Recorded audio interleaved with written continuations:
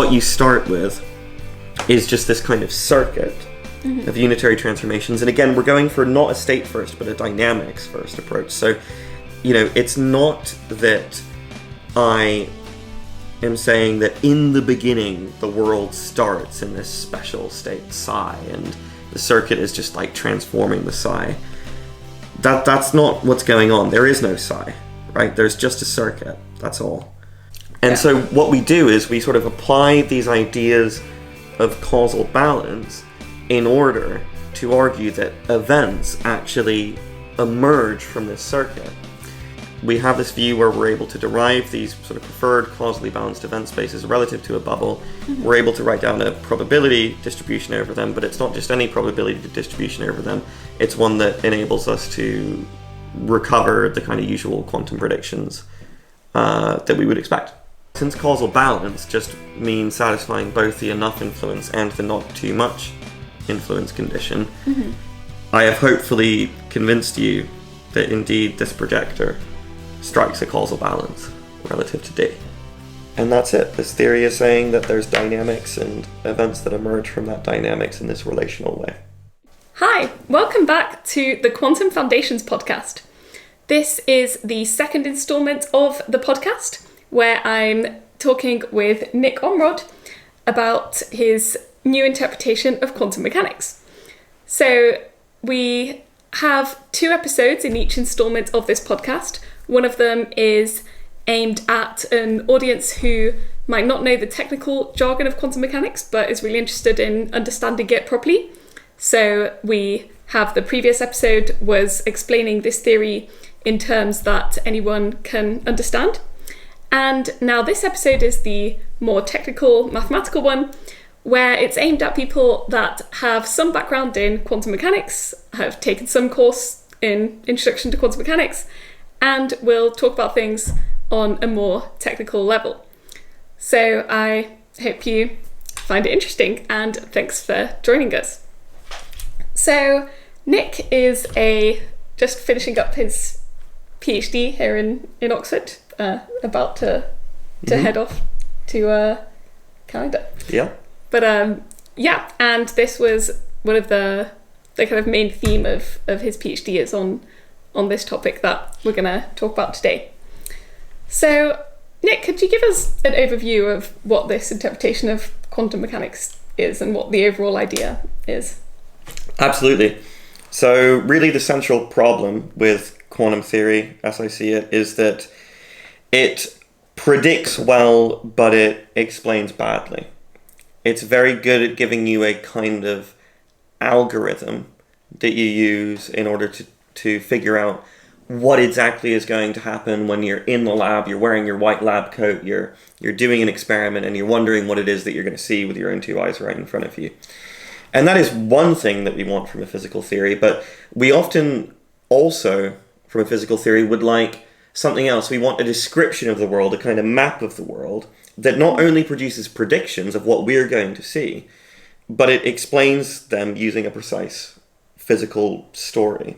Now, sometimes when you talk to physicists, especially quantum physicists, and you say that you want that map, you want that description, sometimes they sort of say, you're just living in the past. The reality is what we've learned from quantum theory is that we can't always get that kind of precise story. We can't always get that kind of map of the way the world is independently of us. But that's fine, because actually science is all about prediction.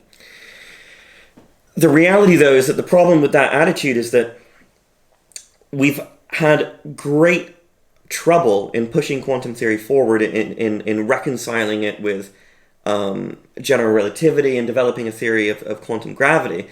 And from my point of view, it's pretty wild not to at least suspect that part of our trouble with doing that is the fact that we don't have this map of the world, is the fact that we can predict things but we don't know how to explain them. In short, the fact that we don't really understand what's going on.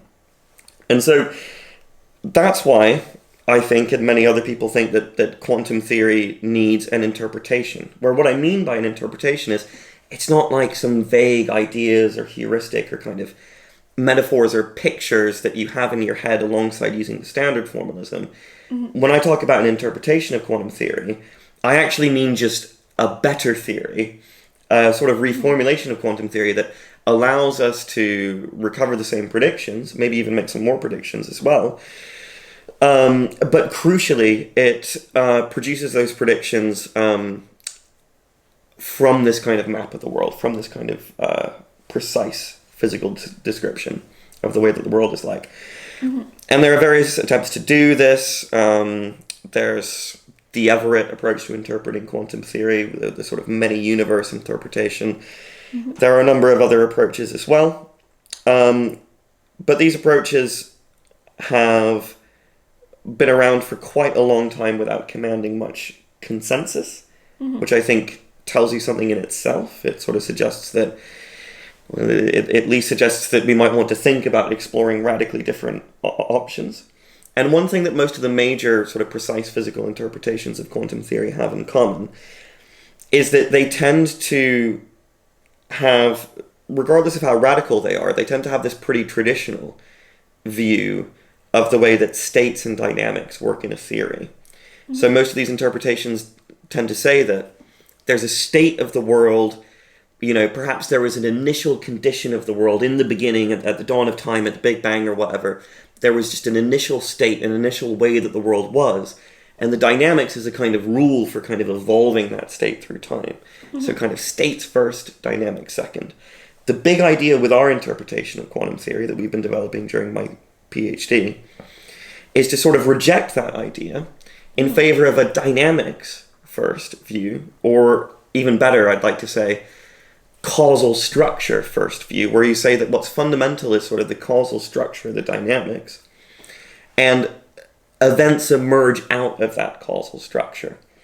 And all that a state is really is a tool for describing those events that emerge from causal structure. This, as a kind of general idea, is certainly not original to me, or it's not something that has just been proposed by us in the last few years. It's an idea that's been around for a while. But what we've provided is a way of making that idea, a way of translating it into precise mathematics, and in doing so, providing this reformulation of quantum theory that recovers the same predictions, at least in the finite dimensional case. And we're working on extending it forward as the next step. Mm-hmm. Yeah. Yeah. Cool. Yeah. Thanks for the summary. So, yeah, we need a proper interpretation of quantum mechanics. There are proposals. They've not commanded consensus. So then you're proposing this alternative view, which has where the ideas have been around, but you've made it into a proper theory that's mathematically formulated. That's the idea. Yeah. Cool. Yeah. So, can you explain to us a bit what? How we actually do it. Yeah. How do you solve these problems in your theory? Yeah, absolutely. So I think probably a good way in to kind of getting a sense of what this theory is about and how it works is to start by talking a little bit about a problem that a lot of interpretations face, and then to start to talk about how our interpretation, how the theory of causal balance, as it's called, how it responds to this problem. And this problem is going to be roughly what's called the preferred basis problem. So people are going to be able to see if I write on this. Yeah. Hopefully you can see. Very good. Okay. So yeah, let's see an example of this preferred basis problem. So a lot of people will tell you that, at least in a very sort of simplified and idealized scenario, you can represent a measurement using something called a CNOT transformation. So what kind of thing is a CNOT transformation? Well, it's a unitary transformation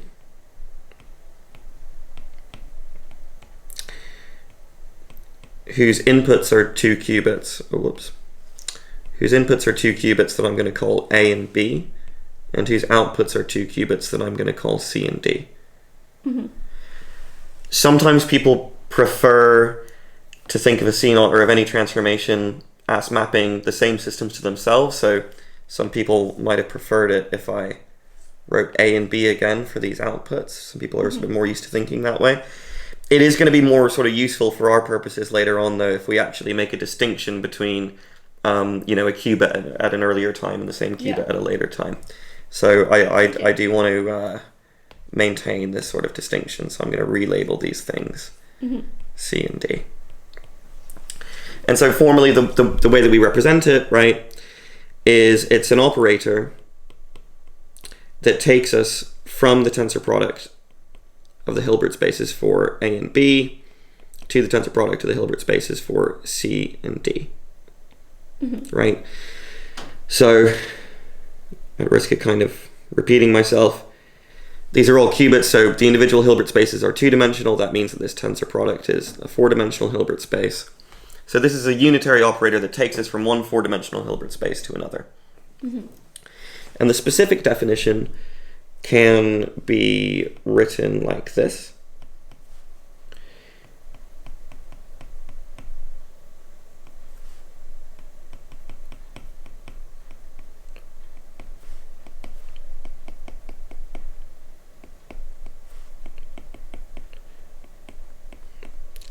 And so just to unpack this a little bit, in case people are not familiar with some of the notation here, these bras and kets I'm writing with zeros and ones, all I'm doing is I'm kind of like presupposing that I've fixed some special basis for each of my systems. It's really arbitrary, this choice of basis. It could be whatever.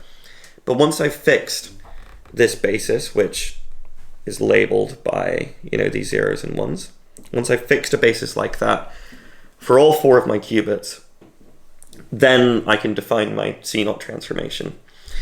And what this expression here is telling us is that, roughly speaking, a zero computational basis state on A gets mapped to a zero state on C, and in that case it's the identity transformation that takes us from B to D. And that identity transformation, it will surprise nobody, can be written like this. Now, if A is prepared in the one state, then that's going to get mapped to the one state of C. But then something different is going to take us from B to D. This X operator is a sort of Pauli matrix, or it's often called a NOT gate, because it takes us from the computational basis state we had on B to the other one, to the one that it was not on D. So it can be written like this. So you can see why this unitary transformation U is often called the CNOT, right? CNOT is short for controlled NOT.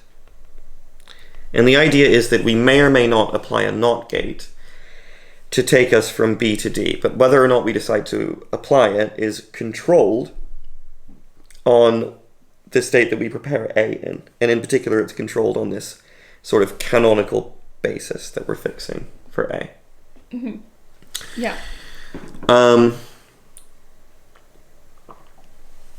Good. So that's what the CNOT gate is doing. Now, people often think of a CNOT transformation like this as representing a kind of measurement, or at least a highly simplified or idealized kind of measurement. And so it's worth asking the question of why. Why do people have that feeling? And I think the origin of that feeling for a lot of people sort of comes from thinking about what the controlled NOT does to various states that we could prepare A and B in. So if we prepare A in a state alpha comma beta, which actually is really just a very arbitrary, completely arbitrary state. It's just some superposition of basis states on A. Yeah. If we suppose that we prepare A in that state, and we prepare B, and we prepare B specifically in the 0 state, Yeah. then what's going to happen, right, is we're going to take this state on A, this superposition of states, and it's going to get turned into entanglement, right? It's going to get turned into entanglement between C and D. So your viewers can check for themselves that Bit of homework. that what they end up with is something that looks like this. Right. And so what's striking about this state is that it's correlated, right? You see we've got a 0, 0 term and we've got a 1, 1 term. We don't have anything else. And so it sort of seems like intuitively, and this is certainly not a precise statement yet, and we'll try to scrutinize it more precisely in a second, but you look at a state like that and your first thought might be, okay, this is kind of a state where, like, you know, if D is in the 0 basis state, then C is in the 0 basis state, and if D is in the 1 basis state, then C is in the 1 basis state. So it sort of feels like, you know, you might even say that D, it kind of knows about the computational basis state on C. And since from the definition of the CNOT up here, it sort of looks like C is inheriting the state of A, we might say that D comes to know what the computational basis state of A was. Yeah. Yeah. So it's like so this BD system, was in the 0 state before the CNOT, and then after the CNOT, it now has kind of retrieved whatever value the other qubit had in the computational basis. That's kind of what it looks like. That it's it's like it starts off in this kind of blank slate kind of state, and then by doing the CNOT, you're doing this kind of entangling thing where it's like sort of inheriting that computational basis degree of freedom, which is what measurements do. When a system is measuring another system, it's retrieving information about it and then displaying it somehow on itself. Exactly. So when I do a measurement of some kind of system, I'm going from a state of a kind of blank slate state, a state of ignorance, a state of I don't know where that particle is, for example. I don't know which of 2 boxes like a marble is hidden in, for example, right? And then I look in the box and I see that the marble was in this one. And then what's happening now? Now there's a kind of state. There's a state of affairs in my brain, which is I'm thinking, okay, the marble is in the left box, that is correlated with the actual state of the marble, right? There's this correlation between them, and this looks like a correlated state. And so it's natural to have this feeling that perhaps this represents a measurement.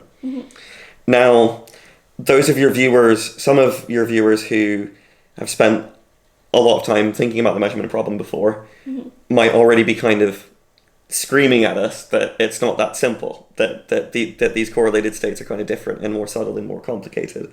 And they're definitely right. But what I want to kind of get onto now is not all of the reasons why it's actually more complicated than we've just given it credit for, but just one of the reasons why it's more complicated than we've given it credit for. And that's basically it's an example, if you like, of what people talk about as being the preferred basis problem, which is one of the major problems that an interpretation of quantum theory has to face. Yeah. And so we see it here if we consider the case where alpha and beta are 1 over 2, for example. So the key thing is we've got an even superposition. Right, so alpha comma beta now looks like this, which quantum info people will recognize as the state that we often write like this, where we just put a plus inside the ket. So this is an equally weighted superposition of basis states on A. So now let's ask what happens when we specifically put in this state into our CNOT. So what state are we going to get out now?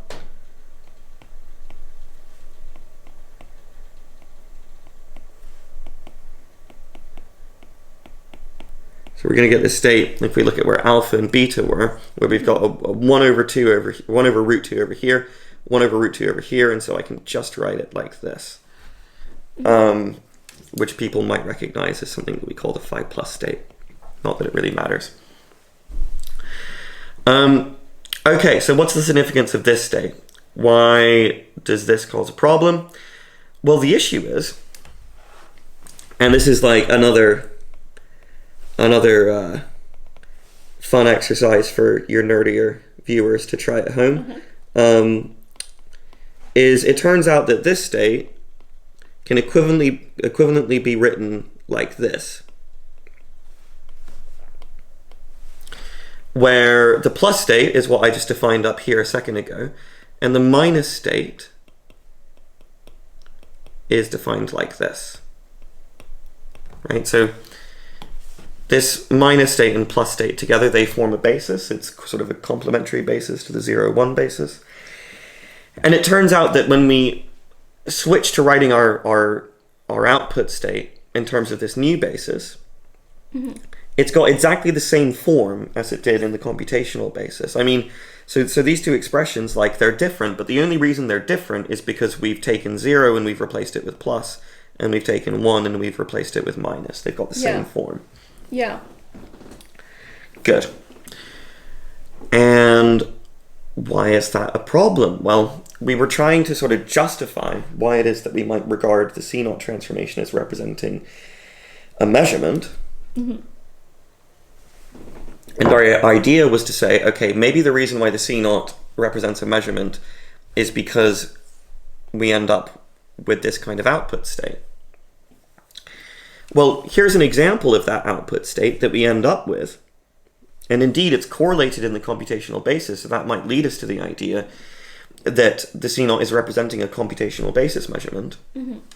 But look, it's correlated in exactly the same way in the plus-minus basis. So if I make the argument to you, based on that first expression, that the CNOT is implementing a computational basis measurement, then by the same logic, you can make the argument, actually, no, it's not. It's representing a plus-minus basis measurement. And that's already a problem, right? Because, you know, I might not be an experimentalist, but I know that if an experimentalist comes up to you and says, I measured the plus-minus basis and the 0, 1 basis on the same qubit at the same instant, that's kind of a red flag, right? Like, that's not normally a thing we can believe that we can do. So that's already a problem, but it sort of gets even worse than that, because that's just two bases that we've talked about, right? The 0, 1 basis and the plus-minus basis. Turns out you've got essentially the same form for a whole continuum of different bases. So there are infinite different bases in which, by the same argument, by the same logic, you could argue that you're actually measuring that basis. So it seems like if we can argue that we're doing any measurement, we have to argue that we're doing an infinite set of different measurements at the same time. Which, to be fair, it might not be logically impossible. You could maybe try to bite the bullet on that one, and I think some people have. But it's certainly, we certainly don't normally expect that's a thing that happens. And so this is an instance of the kind of preferred basis problem. In this case, it's the preferred basis problem because the question is, what, if anything, makes the computational basis preferred? Why is it a computational basis measurement and not any other kind of measurement? So I guess, people that commit to different interpretations then have different explanations for this problem, but it's something that every interpretation needs to have an explanation for. Indeed. What picks out the ones where measurement has happened, as opposed to the ones where it's just something you don't count as measurement. So it's really it's a problem that I suppose is almost as old as quantum theory, and certainly any quantum interpretation that's even worth kind of thinking about will provide some kind of solution to this problem. So certainly I wouldn't want to claim that you should believe in the theory of causal balance because it's the only interpretation that can solve this problem, because it's not. There are other approaches to solving it. But what we do get from the theory of causal balance is a kind of new approach I think, fairly new approach to solving this problem based on this idea of events emerging from causal structure. And it's one that I find pretty exciting. So maybe we come on to talk about that now. And will it give us a nice answer for the preferred basis problem? So yeah, I hope so. Cool. So yeah, probably the best thing to do here is, rather than going like straight into the hardcore mathematics of the theory of causal balance, to really start by trying to flesh out the concepts, and then hopefully after we do that, it will make the mathematics that is to come a bit easier to understand, because you'll have that sort of intuitive context in which to place it. Okay, so if we look way back up here, we sort of set out to understand this idea that events emerge from causal influences. Now I'm going to make that slightly more precise. I want to say that events emerge from influences, but more specifically, they emerge from influences by striking a causal balance.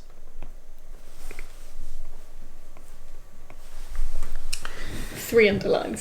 Very important stuff. So, you're probably dying to know what causal balance is. Yeah. And, well, the first thing is, right, it's balance. So, of course, it means not just one thing, but it means two things. It means that there's enough influence for an event to emerge, but it also means that there's not too much. Okay. There's a balance. Yeah, and so at some point, you know, for now these are just words, these are kind of vague ideas, it's going to get made much more precise. But before making that idea more precise, let's just roll with the idea that we want to say that events emerge only if there's enough influence associated with them, but also not too much. Why would we want to say that, right? Why is causation relevant here at all, right? Why should we be placing any sort of causal requirements on which events are allowed to exist? And there's a couple of sort of intuitive principles that we can use to motivate that. So when it comes to enough influence, that's probably the easier one to talk about. The reason that we should require that there's enough influence in order for an event to emerge is that it's pretty attractive if we can adhere to this principle that if an event happens, it matters. Right? So suppose the event of lightning striking happens. That event matters because if I'm unlucky, it might strike me, and that might cause me to die. Right? That's a very consequential kind of event for me, at least. But more generally, you know, if the event is that it's raining, I get wet. If the event is that I go to Sainsbury's instead of going to the pub, then a consequence of that is that I get the food that I need in order to make dinner rather than just getting drunk, right? We're used to events mattering. We're used to them exerting kind of causal influences in some way. Now, it's perfectly conceivable. Like, you can imagine that there are certain events that don't matter, certain events that, and what I mean by that is certain events that don't exert any causal influences at all. It's not that I'm saying that that's like not possible or that it's not conceivable. It is conceivable, but I think it's a reasonable kind of working physical assumption to say that, no, let's just assume that our universe is one where things are kind of connected, at least to the extent that whenever something happens, it has consequences for something else. Right. Again, this is all vague for now, but we're only trying to develop intuition before we get to the mathematics. So hopefully that answers the question of why we would want to say that there has to be enough influence in order for an event to emerge. enough influence for an event to emerge. So what was the... In what sense does it answer the question? So, yeah, you said that if an event happens, it matters. Like, and what principle. And what I really mean by it matters is that it exerts some kind of causal influence. So when I say that there has to be enough influence associated with an event, what I mean is that event has to exert some influence. Okay, right. Yeah, I see. And then we'll see how that sort of contrasts with this not too much idea. Mm-hmm. This one is going to be slightly harder to explain. It's one that probably you would never think to even bother articulating if you weren't already a bit familiar with quantum theory and the idea of quantum interference. Mm-hmm. So quantum interference is, it's not clear what quantum interference is. Different interpretations understand it in different ways. Mm-hmm. But often what your physics teacher will tell you the first time you're learning it in undergrad is something that sounds very spooky. Like interference is, it's interference between different possibilities, different things that might happen. Mm-hmm. You might say different events.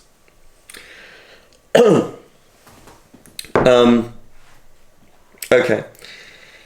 So, just worth having in the back of your mind that when we talk about not too much influence, this is something that's going to be kind of motivated by this idea of quantum interference and how we want to understand that working in our theory. So the idea here is that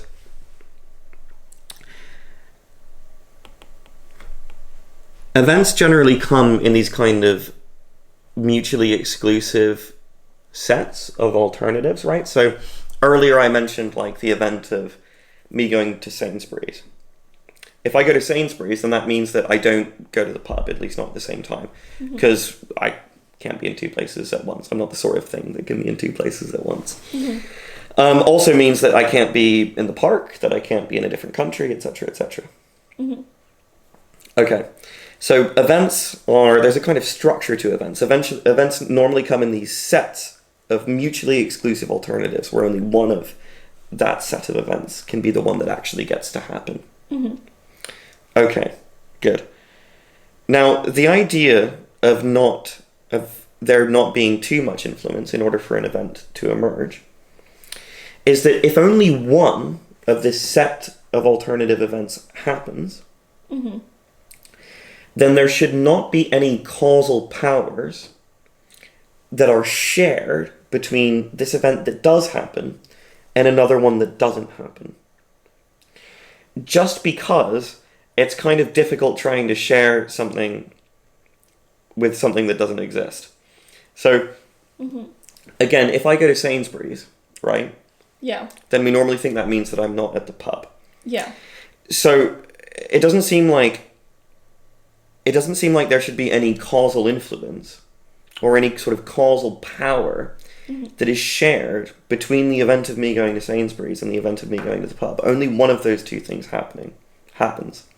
So when you talk about shared causal influence, should I imagine like you going to Sainsbury's and you going to the pub causing the same things to happen? Is that what do you mean by the shared? Not quite. I guess it's a bit more. The idea of a shared causal influence is that it's not me going to Sainsbury's that causes something, mm-hmm. and it's not me going to the pub that causes something. It's something that like the two of those events, only when you combine them together do they cause it, right? It's like irreducibly shared. Yeah. It's like a holistic causal power. Yeah. That's the thing that we're ruling out here. Right, yeah. So something happening kind of with both of those having some influence on it's like this other thing happening rather than independently. It's like the idea of like these two things collectively exerting an influence, even mm-hmm. though neither of them is exerting any influence on their own. Yeah, I see. And the idea, so, I mentioned that this idea is motivated by interference effects mm-hmm. in quantum theory, right?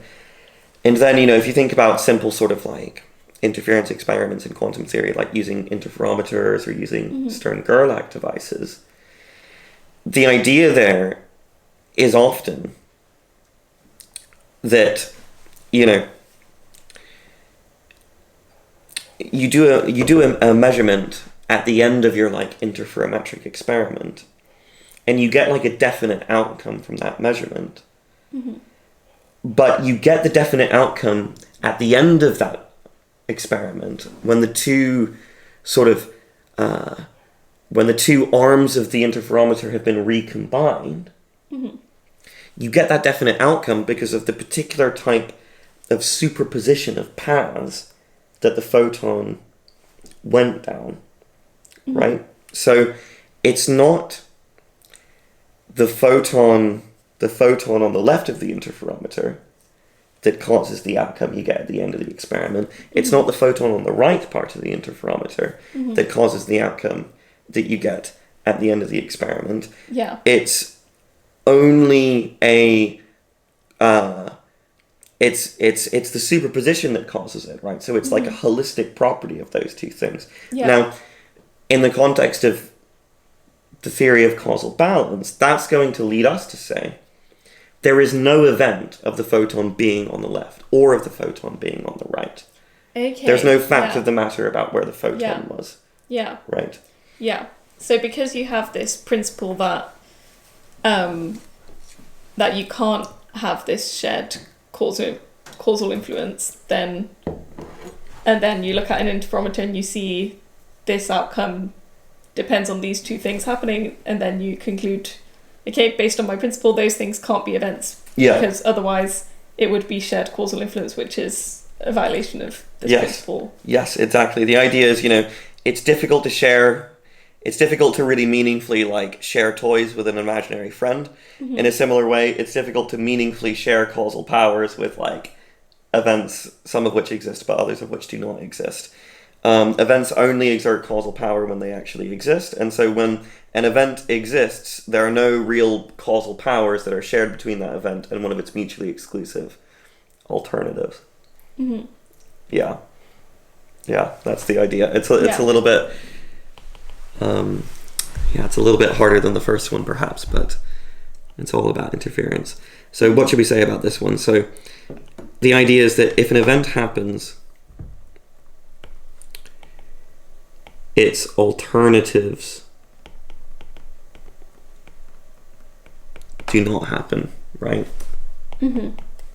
Therefore, they don't have any shared causal powers. Good.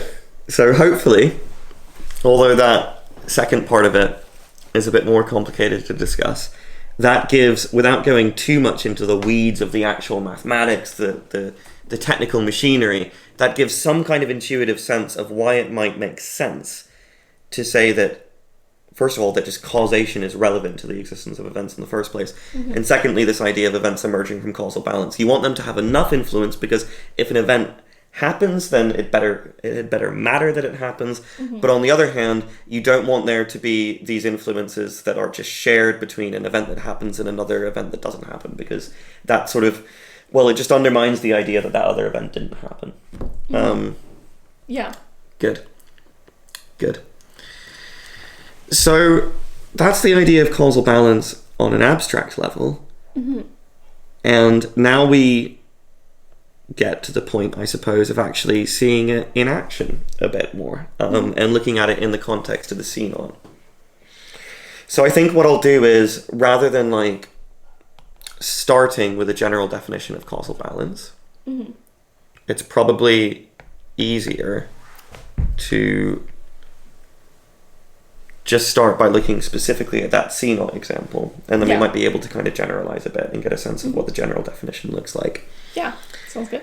And I guess it might be worth pointing out to people that at any point, if they are wanting more details, they can always check out a paper that I guess we can link by John and I, where we lay this theory out. And in the description. So look there for a link. Yeah, and hopefully my thesis, which I've written up, and I'm hoping it's going to be publicly available in the not too distant future. That will explain all of this stuff, but in a bit more detail. Yeah, we'll link that as well. Very good. Look forward to reading it as well. Nice. So let's think back to this CNOT. So this was the definition. Remember, it's a controlled knot, because if A starts off in the 0 state, we do this identity. But if it starts off in the 1 state, then we do this NOT gate, which is this X from B to D. Now, I want to make a claim, which I will then proceed to try and argue for. So I want to say that this projector on A, this projector onto the 0 basis state,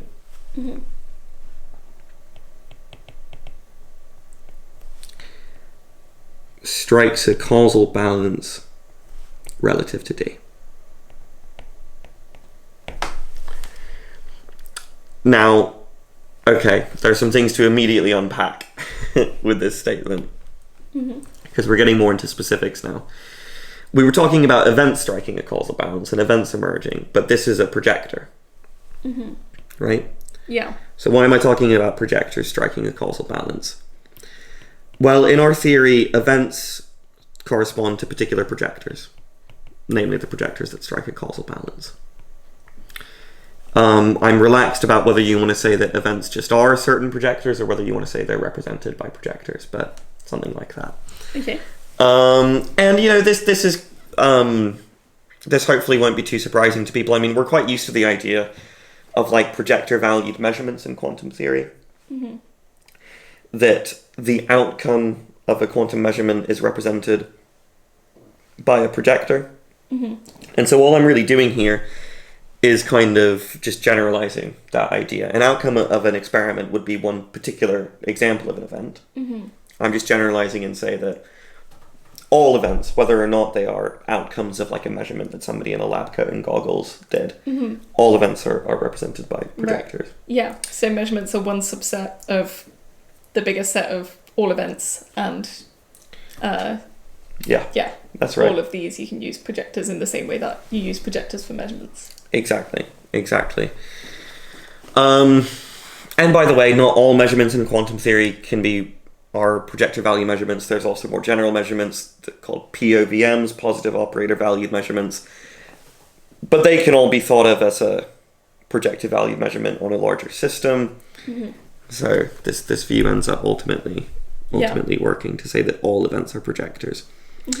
Okay, so that's why there's a projector there. It's because events are projectors in this theory.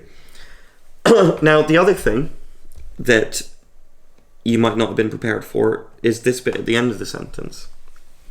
Because we've talked about striking a causal balance. We didn't yet talk about striking a causal balance relative to something. Yeah. But hopefully this kind of makes sense. I mean, causal relations are relations, right? Causal influences are something that a cause exerts on an effect. And the causal influences that, that are exerted on one system or one event are going to be different to the causal influences that are exerted on a different system or a different event. And so hopefully it's not too surprising that when it comes to really making sense of this idea of causal balance in the quantum context, we get pushed to this idea that there's not an absolute fact about whether or not a projector or an event strikes a causal balance. There is a relational fact. There are facts about whether or not a causal balance is struck relative to a specific system, which is why this is going to end up being what people call a relational interpretation of quantum theory. Right. So in general, events strike causal balances with systems. Or is that how you phrase it? Yeah. I suppose I'm going slightly back and forth between talking about causal influences as being between events and being between systems. When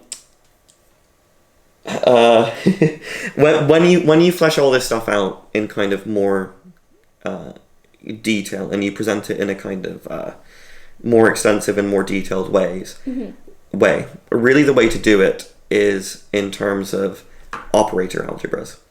And operator algebras can be thought of as representing systems in quantum theory. It's like a more general notion of a system than a Hilbert space. And ultimately, all of the causal relations that we talk about are causal relations that obtain between these operator algebras. So between systems, in this generalized sense. And the way that we use that idea in order to talk about a projector striking a causal balance, I mean, we do things like we note that if we take this operator here, then there is like a special like smallest operator algebra that includes this operator, and we can talk about what causal relations that operator algebra has with other operator algebras. So that's how it ultimately gets fleshed out formally, is in terms of all of these operator algebras. I guess for now, I don't want to assume that people know about operator algebras, and it might be best to kind of like, stick to more intuitive notions for the time being. But yeah, equally, if people are wondering about how this stuff gets made more precise in general, we flesh it all out in terms of operator algebras. Cool. So, okay. So, back to this CNOT thing. I want to try to convince you that this projector strikes a causal balance relative to D. Okay. And so far, all we know about causal balance is it's sort of about having enough influence and also not too much influence, where I've sort of fleshed it out with these ideas that you see on the right. So why do I think that it exerts enough influence and not too much influence? Let me start by saying why I think that there's not too much influence associated with this projector. So, in general,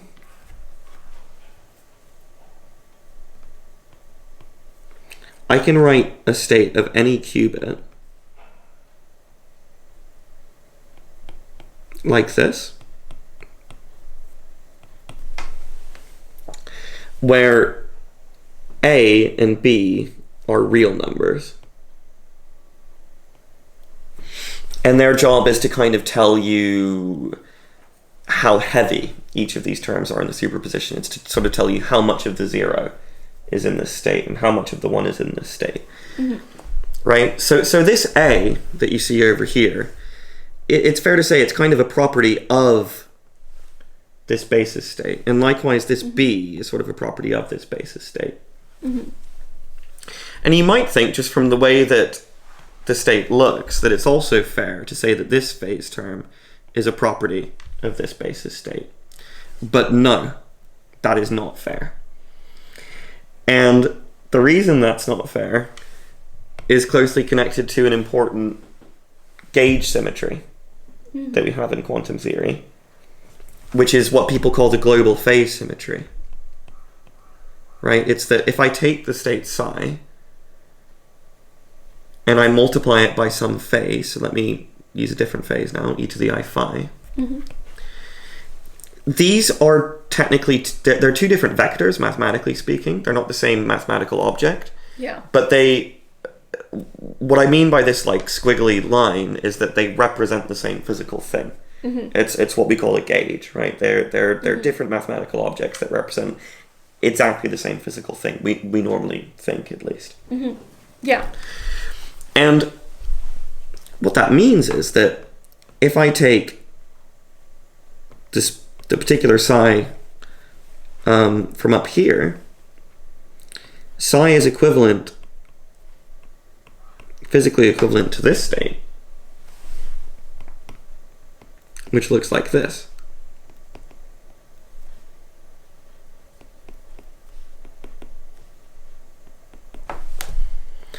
And now that theta, you see, is nowhere near the 1 term anymore. It's with the 0 term. And okay, it's not exactly the same because now it's e to the minus I theta rather than e to the I theta. But the point is that you can't really associate that phase degree of freedom with either one of those two basis states. It is something that is shared by them, but not shared in the sense that like a little bit of it belongs to the 0 state and a little bit of it belongs to the 1 state. It's like irreducibly shared. It's what we might call a holistic property. And this should be reminiscent of what we were talking about when it came to the not too much influence condition, right? Because there we were saying that we don't want these shared things to have causal powers if they're being shared between events.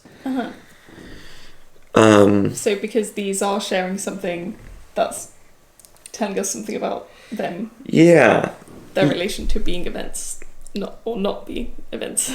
Yeah. Indeed, that's the idea. So, So what would the next thing to say be? I think the next thing to say would be, so if we consider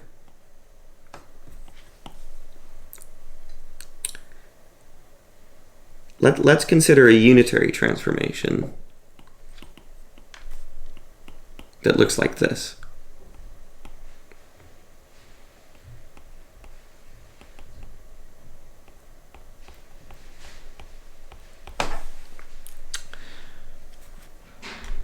So how would you describe this unitary transformation? Like, what would you say this is doing?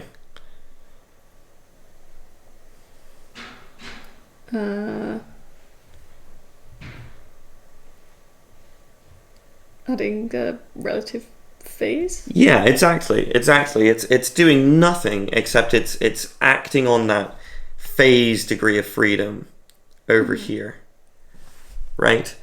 It's not, if we think that if we applied this unitary transformation to this psi, right? A wouldn't change, B wouldn't change. The only thing that would change in this expression is theta, and okay, we'd also get a similar term over here, but it could be moved over here by that phase symmetry. And so we just decided that this phase degree of freedom, this theta, is like a purely relational property of the 0 vector and the 1 vector. But now we see that this unitary transformation changes nothing except for that property. Right. So the way I'm going to interpret this idea of not too much influence as it appears in causal balance is to say that for this projector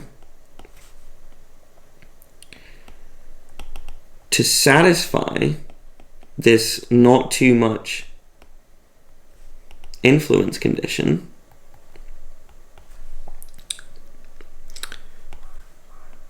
this unitary transformation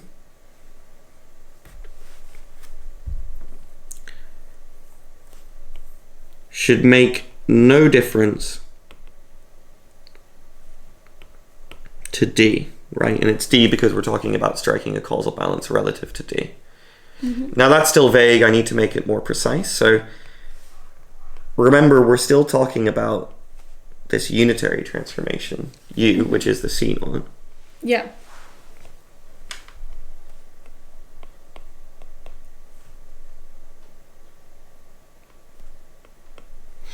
So what I want to consider,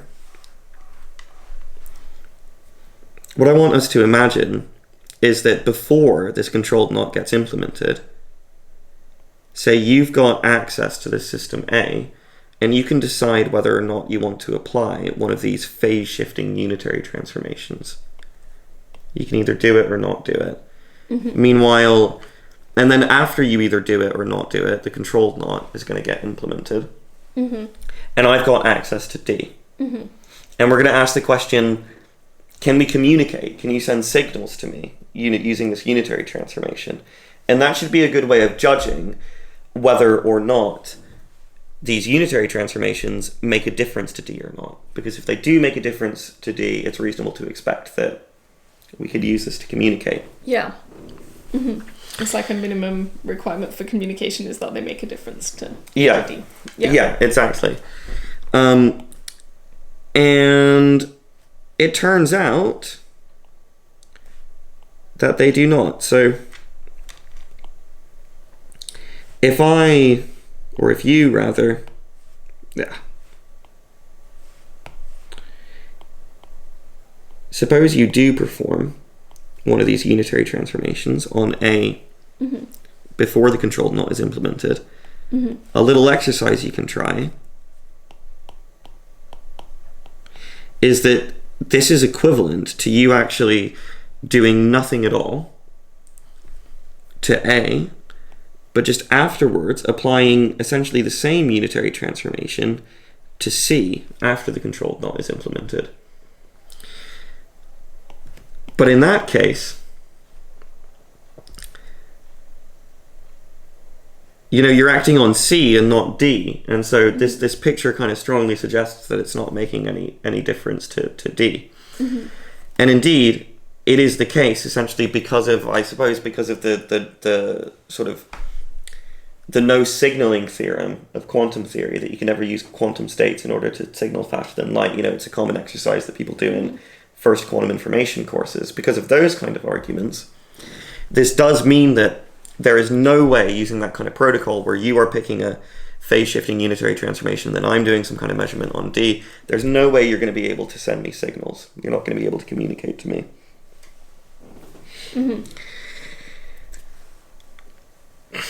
And so, returning to this idea that in order for our projector to satisfy not too much influence, well, it seems like we've passed the test. There is not too much influence. So, I'm trying to understand, like, if it hadn't,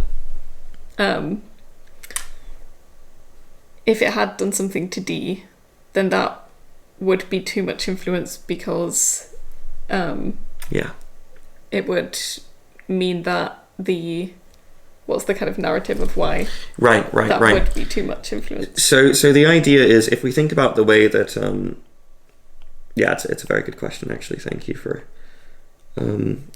raising that. So if we think about the way that like the zero projector would represent an event just in standard quantum theory, right?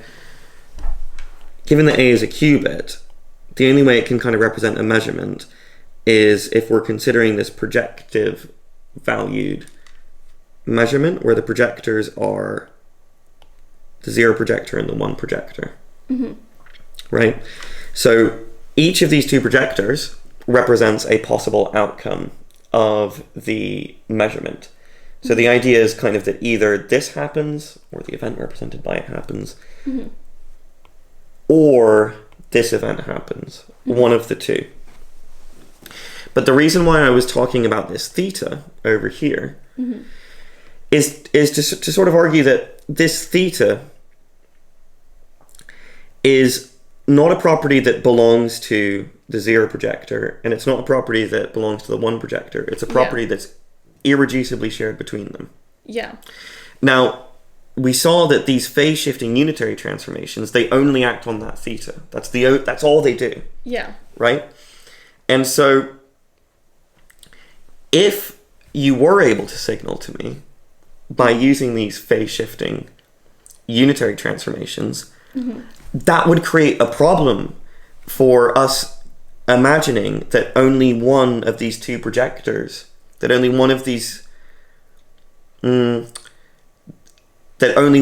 two events happen, right? Our objective is to argue that the controlled NOT represents a kind of measurement of A. Yeah. And if we found out that actually you could signal to me via these phase-shifting unitary transformations, then we would be concluding that these mutually exclusive events have this shared property that leads to an influence that I can then, kind of detect. Right. Yeah. So the theta is like the shared property. Yeah. And the argument is that if doing something to the shared property was able to cause something to happen at D, then that would mean that that event is depending on a shared property, which is ruled out by your principle.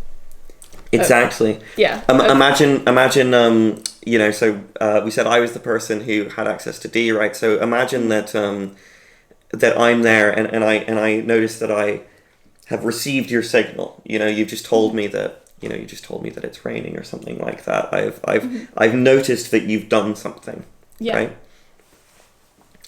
And I know that all you did was act on this shared property, right? That's the only thing that you changed. And so I conclude that, and this is just intuitive reasoning, but it's good enough as a heuristic, I conclude that this shared property, this theta, is real. It exists.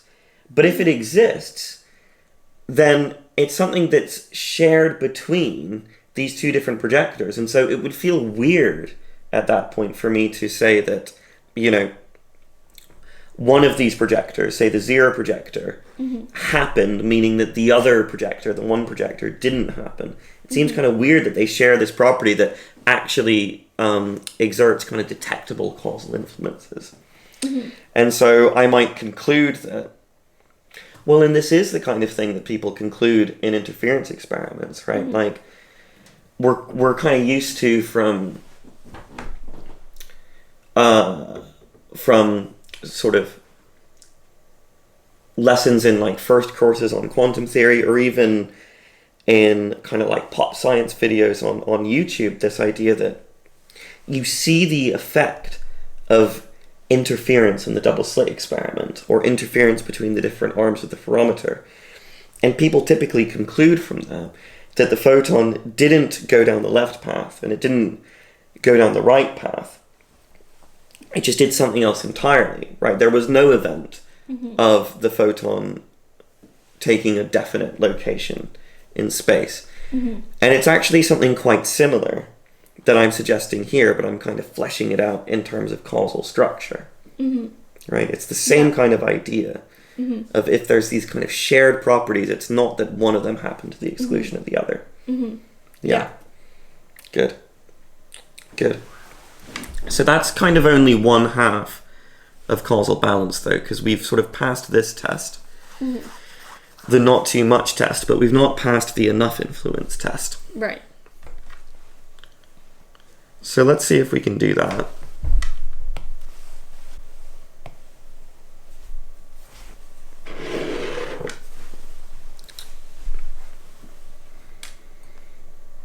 And so let's now imagine that you're now thinking about applying a different sort of unitary transformation before the controlled NOT is implemented.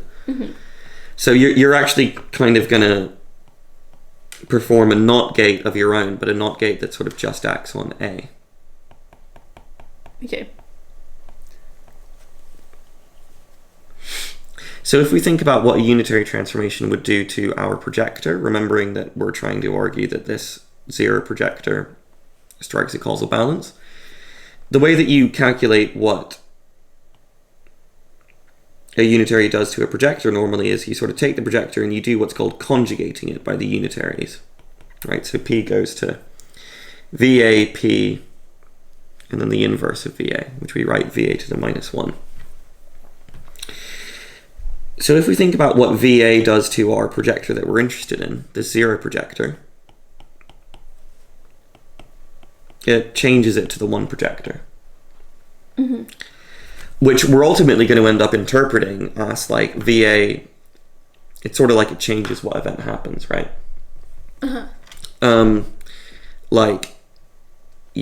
It changes the event of I don't know, lightning striking to lightning not striking, or something like that. So this is this is a unitary transformation which, assuming we can end up interpreting the zero projector as an event, it seems to be changing what event happens. Right. Now remember, enough influence, the idea there was that if an event happens, then it should matter that it happens. And that would indicate that this VA should lead to a change at D. Right, so because the projector has changed, a different event has happened. Well, okay, so it's like there was the original event and then this other event happened because the projector's changed. Is that the... That's kind of the intuition, and yeah, certainly it's... Sorry. Well, no, it's just... it's frustrating because ultimately the end game here, right, is to produce like a precise physical theory in which we can talk about events and so on in a very kind of precise way. Right now, we're only building up to that theory. We don't have it yet. So I'm talking about events and how we interpret these unitary transformations. But what I'm saying for now is quite vague and it's just intuitive. Yeah. But the idea is that ultimately these intuitions will lead us to being able to talk more precisely about them. Yeah. Yeah.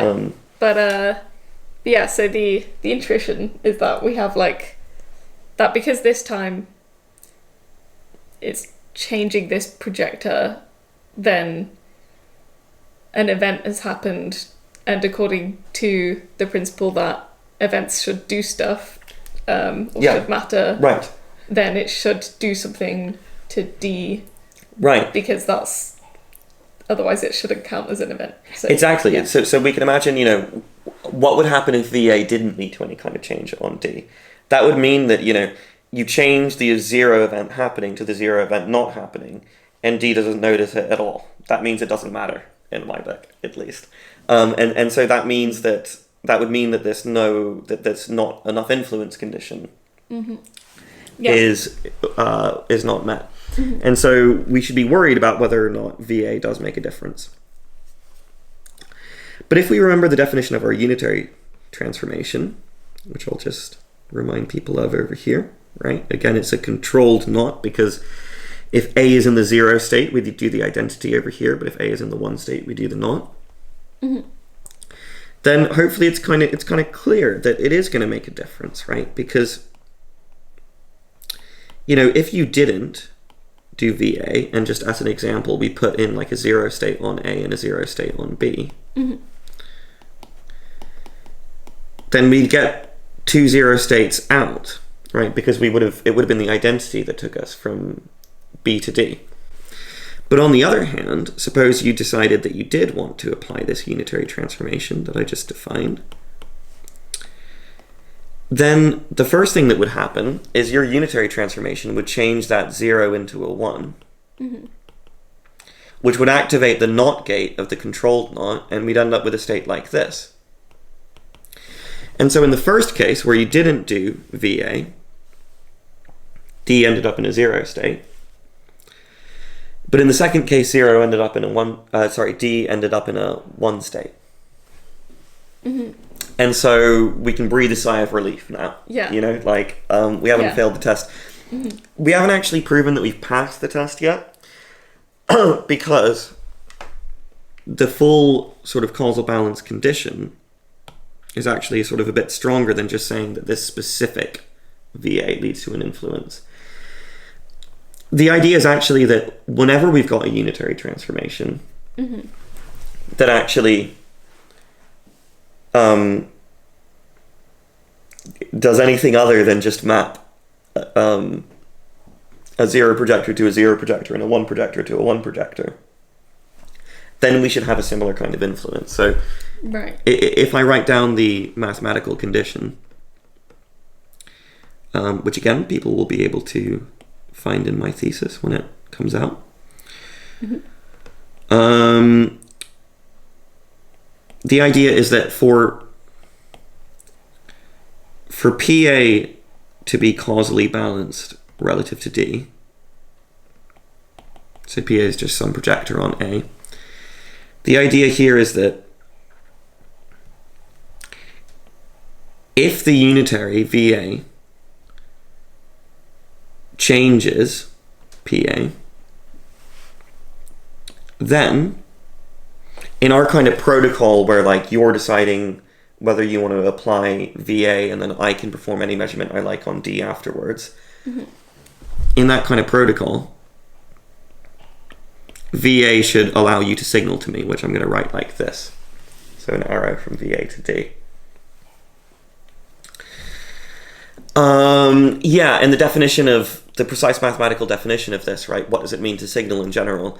It's slightly more complicated than in the specific example that we looked at, because in our specific example, it happened to be that D ended up in its own pure state, which if we know about quantum theory and entangled states, like that doesn't always happen. But the idea is that there's some kind of like detectable, observable change that happens at D as a result of VA being performed. And yeah, so the condition here, you know, I'm not just talking about one particular VA. I'm saying for any unitary transformation VA on A, if it changes the projector PA, then it should lead to signaling. That's what it means for. Oh, sorry, I've made an important mistake. This is what it means for. Thanks. This is what it means for PA to satisfy the enough influence condition, which of course is only 1/2 of causal balance. Right. Yeah. Yeah. So. Yeah. So for enough influence, for this projector to satisfy the enough influence condition relative to D, then for any unitary that can change the projector, any unitary that can change the projector of A must cause signaling to D. Yeah. That's exactly the idea. So the event is actually quite a strong interpretation of this idea that if an event happens, it matters. The idea is the event matters so much, right? It's so important that any way that you end up sort of changing the event via one of these unitaries VA, right? Any way that you actually change it or shift it, that's inevitably going to lead to this kind of influence. Because you can look at an event that happens and then you can imagine other events that could have happened, or like changing the event, and if changing the event causes you to be able to signal, then the event is very it's very significant that event happened, kind of thing. It I guess the point of making it this kind of strong, of like saying really for all unitaries that satisfy this condition, we want them to lead to an influence. I guess the point of it is that if it just happened for one of them, right? If there was just one unitary transformation that changed PA and that unitary transformation exerted an influence on D, it kind of might just be a coincidence. You know, it might just be that it happens to have the property that it changes PA, and it has the property that it leads to an influence on D, but it doesn't necessarily have that property that it leads to an influence on D because of having that other property. And so again, the idea with this condition over here, this mathematical formalization of the enough influence condition, the idea is that we're quantifying over all unitaries VA. So the idea is that whenever a unitary transformation transforms your projector A in a non-trivial way, for the enough influence condition to be satisfied, it must be the case that VA exerts an influence on D, or leads to signaling to an agent with access to D. And you might wonder why we require it for all unitary transformations. You know, why isn't it enough that there's just one unitary transformation that satisfies this property? And also this property? And I guess the reason for that is if there was just one, then it might be kind of a coincidence, right? Your unitary transformation might have this property, and it might have this property, but it might not have this property because it has this property, right? And what we want the what we want the enough influence condition to be saying is kind of that any unitary transformation that transforms PA, it leads to an influence because it transforms PA. Because PA is an event, and it's an event that happens, and therefore it's an event that matters. Right? That's the whole point of this. So having VA be able to be arbitrary is kind of putting, well, having it have to work for all VA is kind of putting the importance onto this projector, because otherwise I guess you'd almost say if it only works for one or a subset of VA, then maybe the specialness goes to them rather than this event. Is that Yeah. This is a condition that is, it's a property of the projector. It's not supposed to be the property of a unitary transformation on A. And so that's why we sort of need to quantify over all of them. Yeah. Good.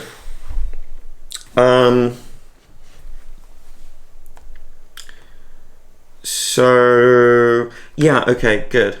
Now, I haven't, in our discussion just now, I didn't ever actually prove to you that this full condition is satisfied.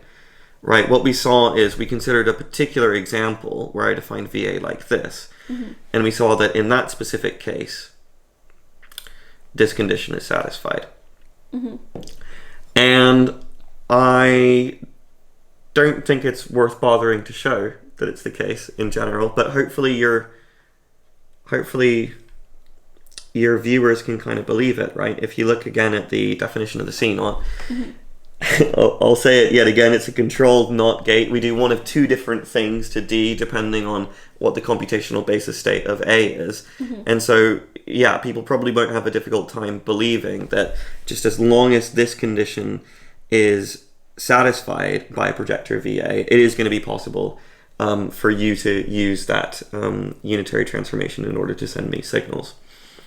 And so it does turn out that indeed this condition is satisfied by our zero projector. And since causal balance just means satisfying both the enough influence and the not too much influence condition, I have hopefully convinced you that indeed this projector strikes a causal balance relative to D. Yeah, nice. I'm convinced. Good, very good. Very good. So where to go from there, I guess, is the question. Well, but even if you're convinced of that, this doesn't yet demonstrate that we've actually improved things at all yet when it comes to the preferred basis problem. Because if you remember, when we were talking about that preferred basis problem, we saw that, it's not that we didn't have an argument for why the controlled NOT gate represents a measurement. It's just that the argument was too general, right? Because we could apply the argument to this state and argue that the controlled NOT implements a computational basis measurement. But the problem was we could also apply the same argument to this state and argue that it implements a plus minus basis measurement.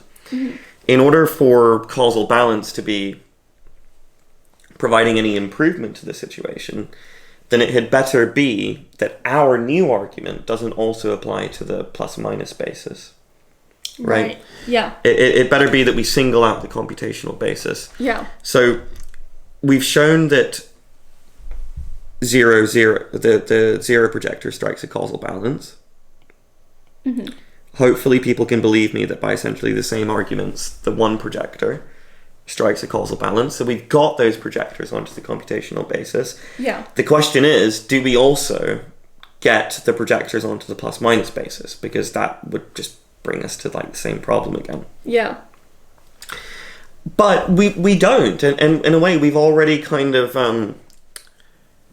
we've already showed that we don't, or we've sort of done the computations that we need in order to show that we don't. Because remember, this transformation... This is a transformation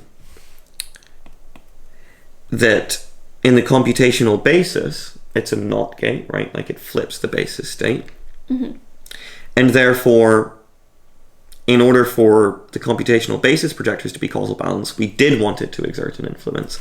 But if we write this in the plus minus basis, then it looks like this. Which means that it's an example of one of these things, except for the plus minus basis. Right? Yeah. So if the plus projector was causally balanced, we would want this to not exert an influence, but we've already shown that it does. Yeah. So that tells us that the plus and minus computational basis projectors, they don't satisfy the enough influence condition, which means that they don't satisfy causal balance because you need both. And yeah, let's maybe not get into the weeds of it now, but it turns out that there's a theorem, which is that the full set of projectors on A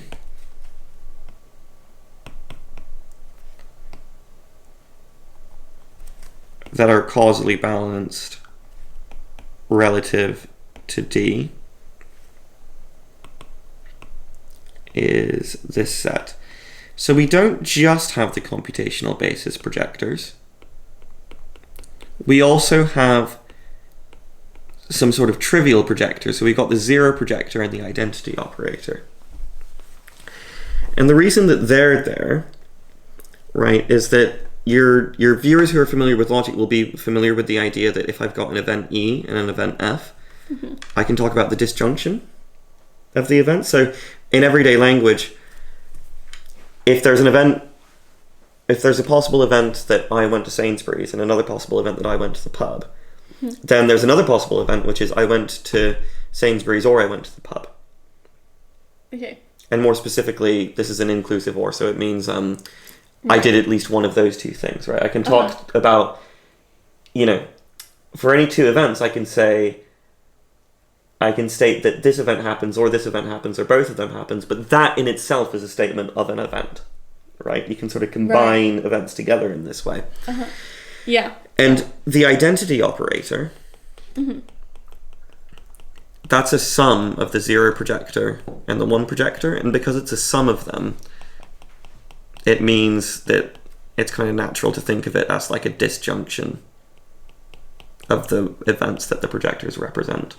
So that's the idea, and the zero operator kind of represents the conjunction of the two events, which is the event that both of the two events happens. Like so an and. An and, exactly, it's an and. So again, with the same example, right? We could talk about the event that I go to Sainsbury's and I go to the pub.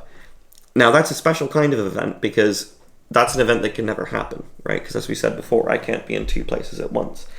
But that's why that when people, when mathematicians or whoever talk about event spaces, kind of mathematical arenas in which we use to talk about events, there's always this kind of impossible event, an event that never happens, and it's there so you can talk about the conjunctions, even of mutually exclusive events. And so the reason why we've got zero here is because it's the conjunction of our mutually exclusive events represented by these projectors. Okay, so that's kind of representing an event that doesn't happen. Yeah. It might sound weird, but it's something that's kind of always there when we kind of treat events in a formal way. It's a property of what people call an event space. There's always an impossible event and a certain event. Okay. And yeah, so again, these details are maybe a little bit nerdy and a little bit more than we need, but I said that the zero corresponds to the conjunction of these two events. It's because it corresponds to the product of the operators, and products of operators turn out to correspond to conjunctions of events in kind of a natural way. But yeah, sorry, that's probably more technical details that are necessary. So this statement is the theorem? Yeah. The full set of properties on A that are causally balanced relative to D is, and then you have this set of events that are the ones that are causally balanced. Yeah. So or another way of saying it would be that a projector on A is causally balanced if and only if it's contained in that set. Which is nice because it's not that set literally just includes the computational basis projectors, but I guess the reason I was going into disjunctions and conjunctions is to make the point that the set contains only the computational basis projectors and events that you obtain by doing logical operations on those events, conjunctions and disjunctions. Okay. So, in a sense, one way of putting it is that the events that are causally balanced are precisely those events that are generated by the computational basis projectors. Yeah. It's, or we could say, or another thing that we could say is that this whole set of causally balanced projectors forms an event space, which again mathematicians have a particular definition of. I'm not going to go into it here, but that event space it's the smallest event space that contains the computational basis projectors. And so it is the event space that we would want to single out if we wanted to argue, as we do, that the controlled NOT gate represents a computational basis measurement. So that means that at least in this very specific case, I think we do have at least what looks like the beginnings of an answer to the preferred basis problem. That's why the computational basis is preferred. It's the unique basis that generates the event space that's causally balanced. Yeah. Yeah, so you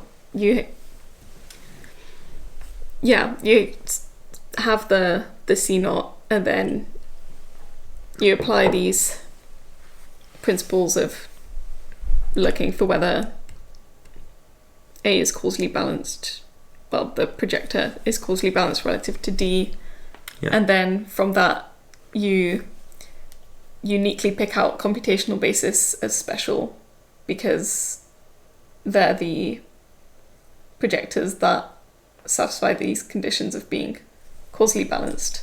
And so, you have this preferredness in your formulation. It is a preferred basis in this setting. The CNOT has picked it out. And so this is a response that, of course, it depends on us taking a perspective, and that perspective is, well, it's what I wrote here, I suppose. It's that events emerge by striking a causal balance.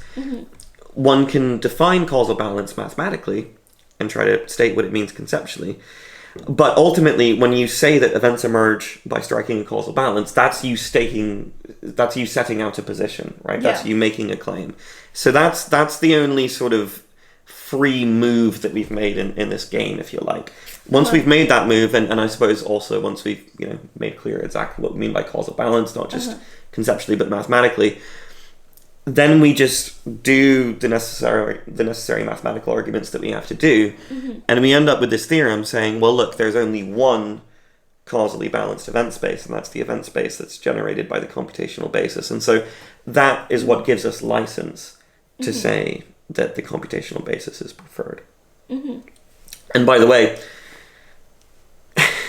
on the other hand, I think you can kind of, in a way, you can turn this argument on its head and say, if we imagine that someone came along and said, well, I'm not convinced that causal balance matters, or that it's interesting, or that we should take this view that events emerge from causal influences at all, then I think something we can say back to that person is, okay, well, are you sure? Because it turns out that there's this mathematical fact that you get this unique event space that's singled out by causal balance, and that in itself seems kind of striking, given that everyone does have to face this preferred basis problem of quantum theory. Yeah, because I guess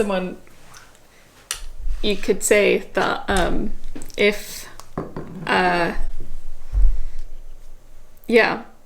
given that this basis is picked out by when you take this assumption of events emerged by striking a causal balance, that if you don't want to take that assumption, what's your explanation for why this basis is picked out? And it kind of seems like it should. Indeed. The fact that result exists is kind of needs it's kind of asking you to explain it. Like, why is this picked out? I do think that's fair. It's striking that just the sheer mathematical fact that causal balance singles out this event space is something that's worth. I think it's reasonable for a mathematical fact like that to guide your physical thinking about the quantum formalism. Although this actually brings us to an important point, I think, which is that so someone could come along and look at our theorem and reasonably, I think, say to us, I'm not very impressed by your theorem because your theorem is, and I should have probably written this explicitly, your theorem is just about the controlled knot. And yeah, people talk about that as representing a measurement, but it's kind of a toy, it's very simple, it's kind of an idealization.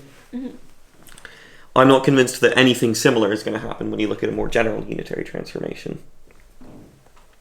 But this is where our more general theorem is relevant, and I won't really state it formally because I don't want to get any further into event spaces. So, people can, I guess, just look into anything on event spaces for the details if they're not familiar with that and they want to understand what I'm about to write down. But also, again, all of this is kind of coming from my thesis. See the link in the description.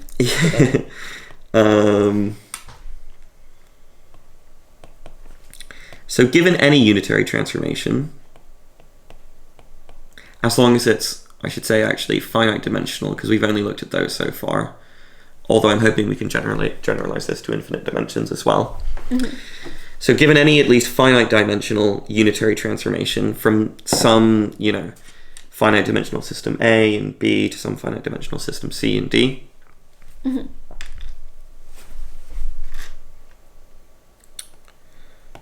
so the set of all projectors on A that are CBR, causally balanced relative to D,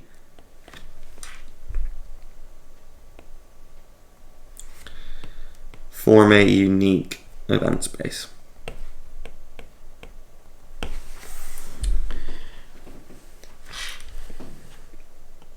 Okay, so given any unitary on two systems, the set of all projectors on A that are causally balanced relative to D form a unique event space. So for any U, it picks out a unique, almost like the generalization of the preferred basis for some U. Rather than CNOT. That's right. And more generally, so I've not said what an event basis is. It is one way you can say it is it's a Boolean algebra of projectors where disjunctions correspond to sums and conjunctions correspond to products. Probably not worth us getting into the weeds of that for people who aren't familiar, but the idea is exactly what you said. It's a generalization of a kind of preferred basis. So it's not always that it picks out a unique basis, because a basis is sort of, what's a basis? A basis is kind of a division of a Hilbert space into one-dimensional subspaces. Doesn't always do that because it doesn't always get you one-dimensional subspaces, but you always get some kind of division of the Hilbert space into some spaces. It can even be, in the most trivial case, that your division is just completely trivial, so there's only one subspace in the division. But the point is, there is always like this unique division of Hilbert spaces that gets picked out, which makes a contrast, right, with a state like this phi plus state, right, which we can see from these two different expressions, doesn't pick out a preferred basis or a preferred event space. So again, this is something. This is one of the major theorems that I see as motivating this idea that events emerge from causal balance. Is just the fact that part of why I think the view is attractive is simply because it's striking that it works mathematically. You can imagine a different theory in which it doesn't work, but in quantum theory, or in the kind of formalism that we normally use for quantum theory, it works. So the fact that quantum theory satisfies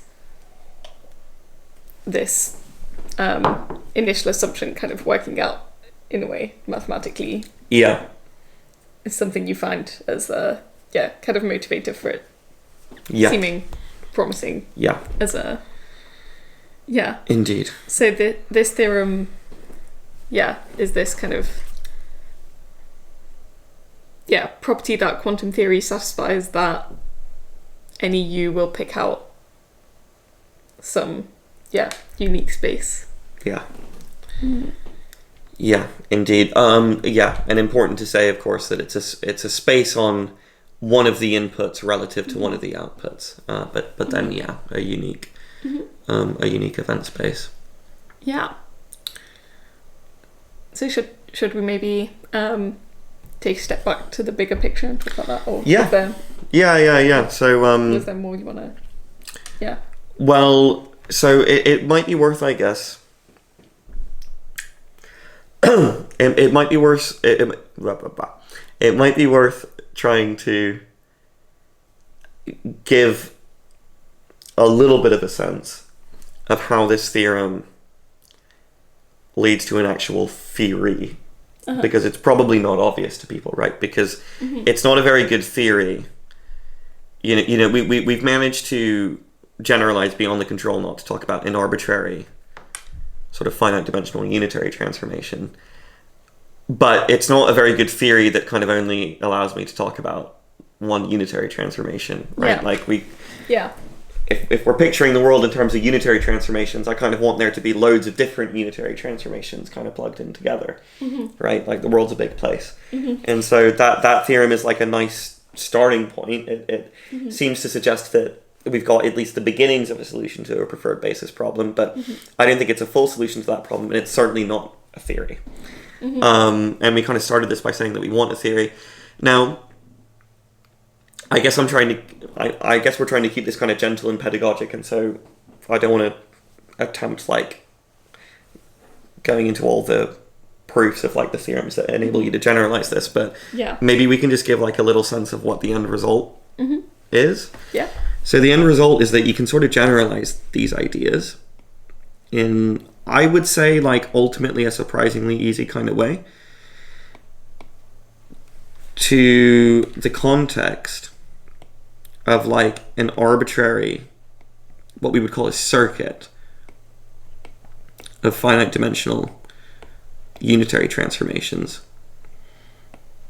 And so what is a circuit? It's just a bunch of these unitary transformations kind of plugged in together. I mean, the picture hopefully is quite intuitive, right? Like when I've got this unitary transformation U and this one V, and the wire goes from U to V, that means there's a system that serves as an output to U and as an input to V. So we're sort of doing a sequence of these unitary transformations. Yeah. Now, the idea of the theory of causal balance, or I should say, there's actually a more general way of formulating it than this, but at least like the idea of like a big sub-theory, if you like, of the theory of causal balance is that what you start with is just this kind of circuit of unitary transformations. And again, we're going for not a state first, but a dynamics first approach. So, you know, it's not that I am saying that in the beginning the world starts in this special state psi and the circuit is just like transforming the psi. That's not what's going on. There is no psi, right? There's just a circuit. That's all. And so what we do is we sort of apply these ideas of causal balance in order to argue that events actually emerge from this circuit.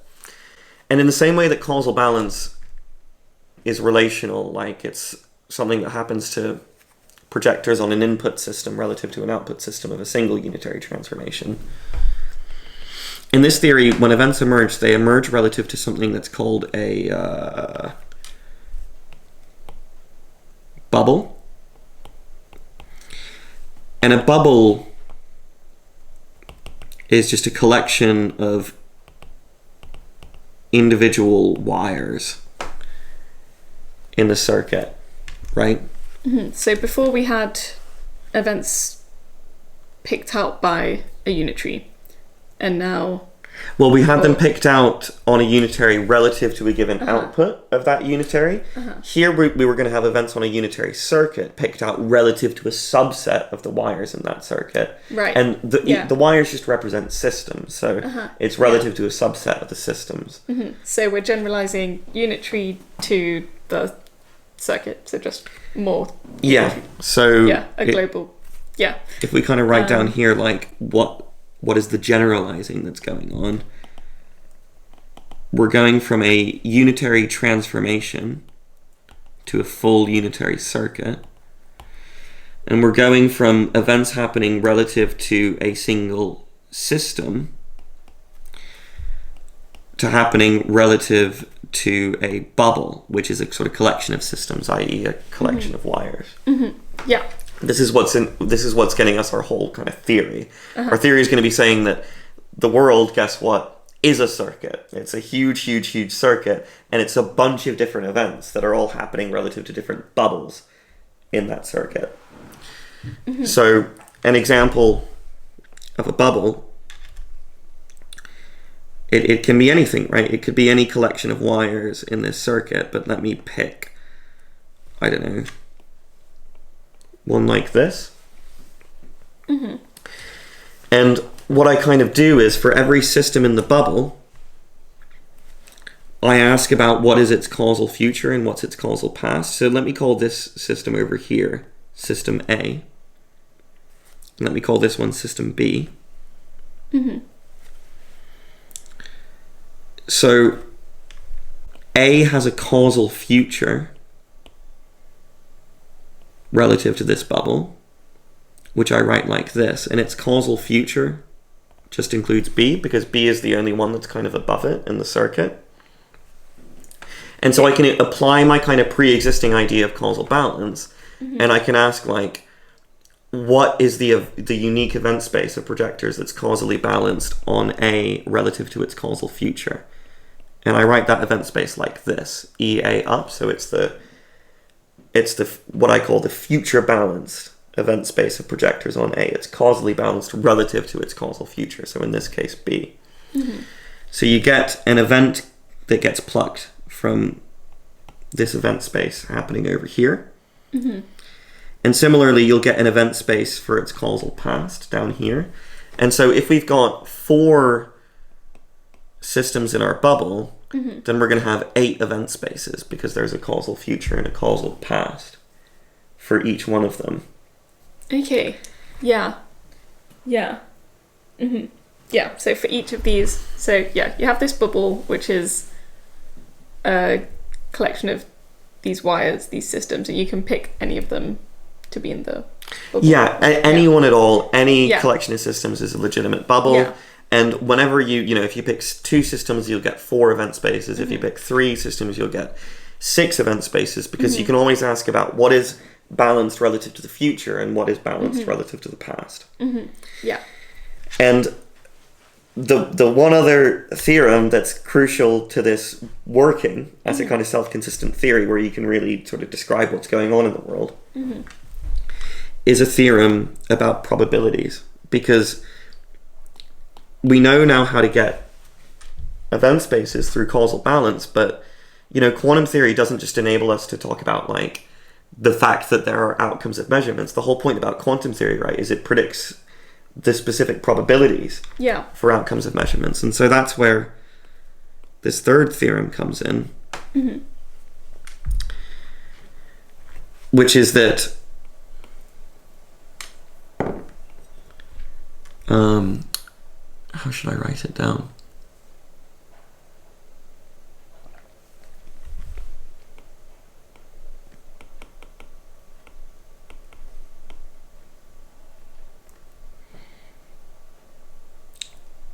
For any bubble,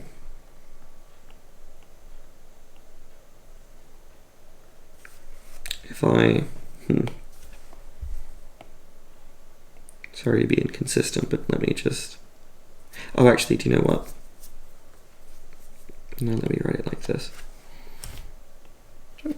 Thanks.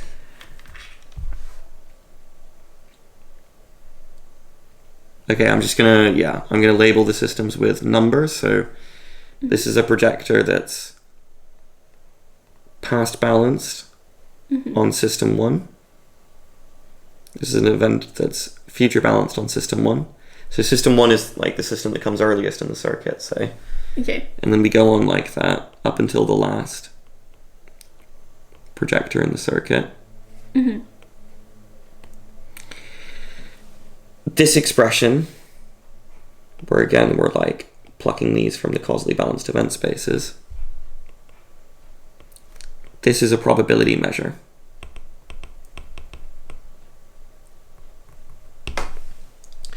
And it's a probability measure that allows us to reproduce predictions from standard quantum theory.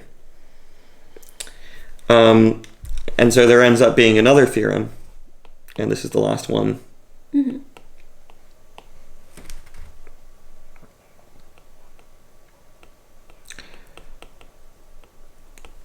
For any experiment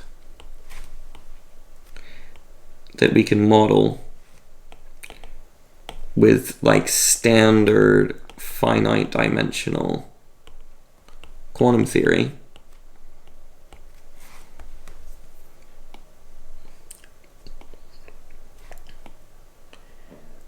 we can also model it with the theory of causal balance, and we recover the right predictions relative to the appropriate bubble. Yeah, so that obviously we haven't gone to in any way, but that's kind of just to say that the ultimate point, that the sense in which we're providing an interpretation of quantum theory, is that we have this view where we're able to derive these sort of preferred causally balanced event spaces relative to a bubble. We're able to write down a probability distribution over them, but it's not just any probability distribution over them. It's one that enables us to recover the kind of usual quantum predictions that we would expect. Right. So the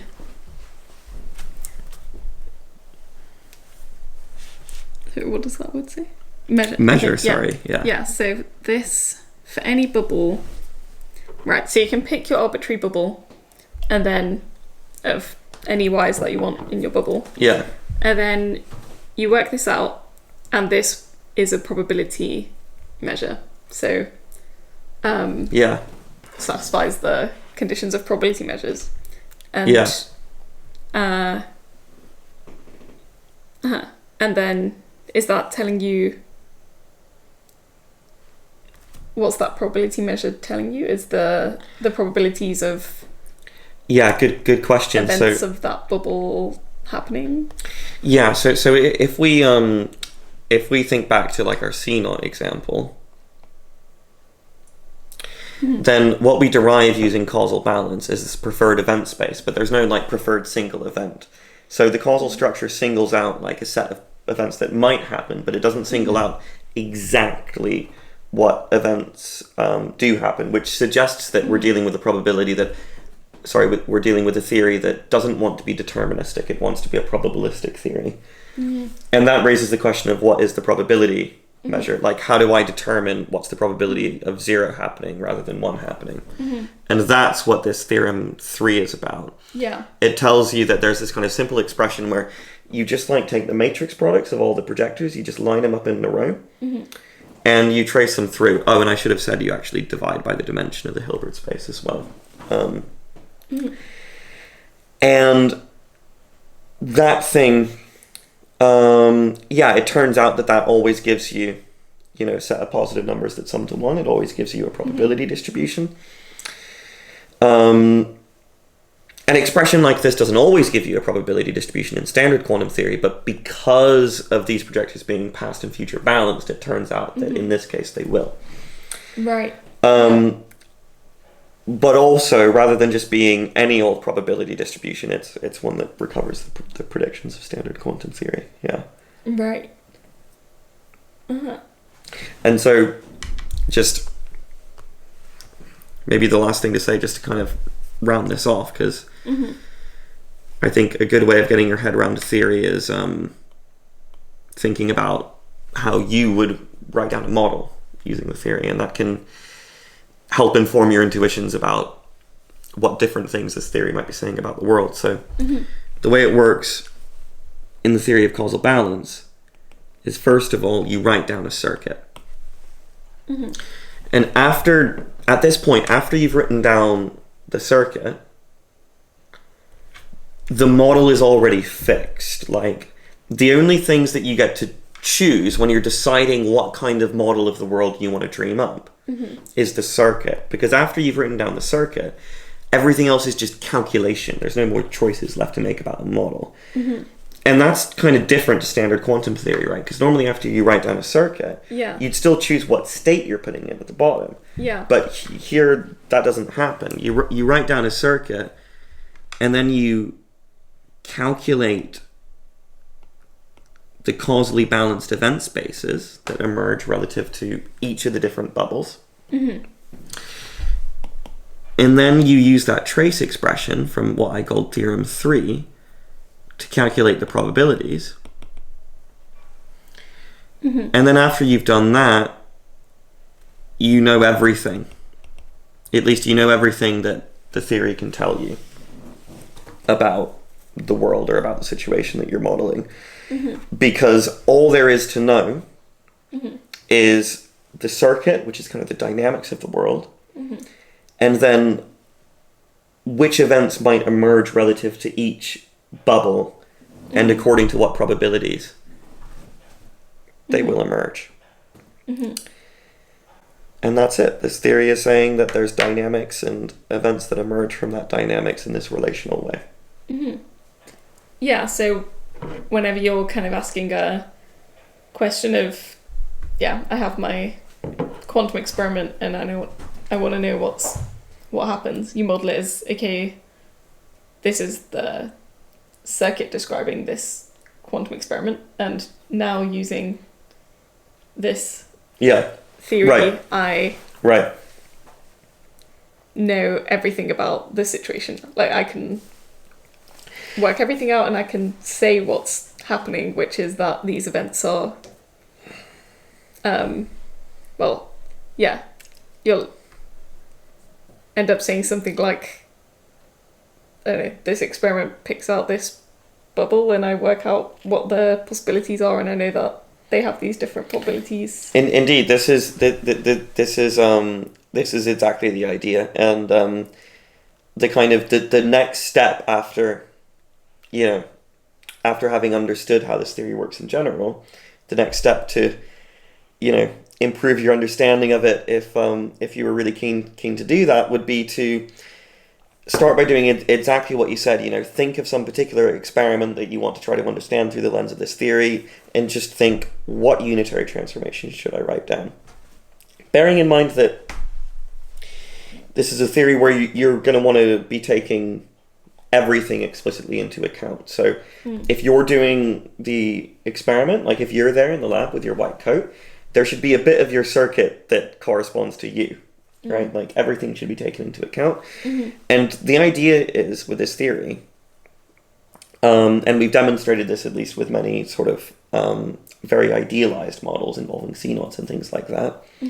The idea is that when you write down the right sort of circuit, you should find that the causally balanced event spaces that you want to emerge do emerge. You should find that when you write down a circuit that represents you doing a measurement of, spin up or spin down of an electron, that indeed that event space ends up being one that's causally balanced, and therefore the theory predicts that that one of those events is going to happen. Yeah. And then I kind of don't need to think about initial states evolving, No, and well, yeah, that's a great question. So on the one hand, our theory is saying something different in that we're saying, like, there's ultimately no initial condition of the universe. All there are kinematically are just these events that emerge from causal structure, that emerge from dynamics. But that does raise the question, right? Like, some sort of skeptic could come along and say, but look, like, I use initial states quite a lot and they seem to be quite useful for me. So if your theory is any good, then it surely has to explain that. It has to tell a story as to why physicists love using these initial conditions all the time. Why do we use these states if states aren't fundamental or if they aren't real. And the answer to that question is that in our theory, states are certainly not fundamental, but in a way they're real. Certainly, they have real utility as a means of describing events. So events are represented by projectors, but projectors are, up to normalization, they are density matrices, that's one way of representing a state in quantum theory. Projectors basically are states, so in a sense, like, our representation of states, just of events rather, is as a state in the first place. But also, often in the theory of causal balance, since your world is just this huge mosaic, this huge patchwork of events, when you're predicting probabilities for experiments that you're performing, what that usually means is that you're not just calculating a probability, you're calculating a conditional probability. Because an experimentalist ends up recording an outcome of an experiment, but an experimentalist doesn't start by doing that, right? They start by setting their apparatus up, right? By turning the dials to the right settings on their devices or whatever it is that they actually do, by preparing, their electrons in the right kind of state using whatever mechanism they use. And the predictions that they make are going to be dependent on how they set things up, right? And so that means that in the theory of causal balance, you're going to be calculating the probabilities for an outcome event given certain kind of like preparation events. And it turns out that when you're doing that, it's often very useful to use quantum states for those initial events in order to make those conditional predictions. And actually what you end up doing is you end up writing down something that looks exactly like the Born rule from standard quantum theory. So although this is a theory in which states do not play a fundamental role, they do in a sense emerge, and certainly, they're a legitimate and useful tool for describing events. So, in settings where we're considering a preparation and then something happening after you've prepared a system in a particular way, then you get this connection that in order to analyze that using the theory of causal balance, you kind of fix one of the events to be a certain one. I mean, a simple example would just be of like a prepare-measure experiment, right? So we started by trying to argue that in the theory of causal balance, if you got a CNOT like this, then you can sort of think of it as representing a measurement of the computational basis on A that's undertaken by D, in the sense that the computational basis projectors on A are causally balanced relative to D, and so we would argue that it emerges from a bubble that includes just A and D, for example. But normally when you do a measurement, right, or often when you do a measurement, you do a measurement on a system whose state you've already prepared. Like if you were wanting to test the quantum predictions, you'd prepare a state and then you would check whether or not you get the probability distribution for outcomes you would expect from the theory. Yeah. So if that's the experiment, we're talking about not just a measure experiment, but a prepare measure experiment. Yeah. Then there should be a bit that comes earlier in this circuit corresponding to state preparation. But one way that you can prepare a state is just by measuring it and then throwing away the state if you don't get the one that you want. Yeah. So we could have like another CNOT down here, maybe a unitary transformation over here to kind of change the basis. So this circuit could represent what's called a prepare measure experiment. We could consider a bubble, which includes these four systems. And I'm including these systems because this is like the system that we ultimately want to measure, right? This is the apparatus that we're going to use to measure it. This is the system whose state we want to prepare. And this is the system, this is like the apparatus of the like preparation device that we're using in order to prepare this system. Mm-hmm. When we do that, we find that various events kind of pop up, kind of emerge, and we find out that, so if I label, I don't know, if I label this system over here X, we find out that there's an event on X that I'll call S because it corresponds to state preparation. Mm-hmm. And there's an event on A that I'll call O because it corresponds to the outcome of the measurement. Mm-hmm. And we can use this probability distribution over here in order to calculate joint probabilities over all of the events mm-hmm. in this bubble. Yeah. And if we calculate the probability for the outcome given the state preparation, mm-hmm. then what we're actually going to find is that, surprise, surprise,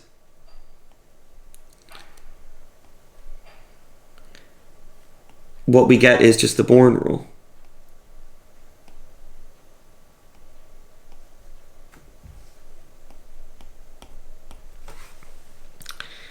So, yeah, I don't know how clear this notation is to people, but the idea here is that O is an event. It could be 0 or it could be 1, right? As similarly, it could be 0 or it could be 1. Mm-hmm. Because it's going to be the computational basis that gets picked out mm-hmm. by the CNOT gate. Yeah. And the idea here is that U applied to S, that's the state that we end up kind of preparing our system in. And we find out when we calculate the probabilities that we get this Born rule expression from standard mm-hmm. quantum theory. Mm-hmm. And so if somebody is wondering how do states come into the picture, mm-hmm. How do the states of standard quantum theory come into the picture? Mm-hmm. Well, it's because they come into the picture because I start with this rule from the theory of causal balance. Yeah. And then I find when I actually do the computation, I start seeing expressions that I recognize from standard quantum theory. And I say, mm-hmm. I know what that thing is in the brackets. That thing is the psi that I would use in standard quantum theory. So that's mm-hmm. where the states come from. Yeah. Oh, yeah. It's very nice.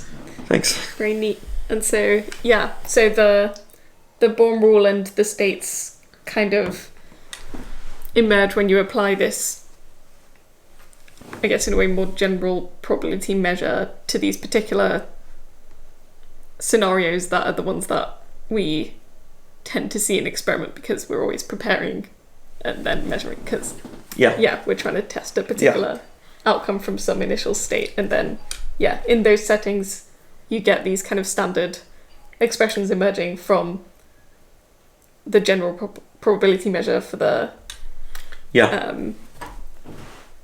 for the more general space of circuits that you were looking at before.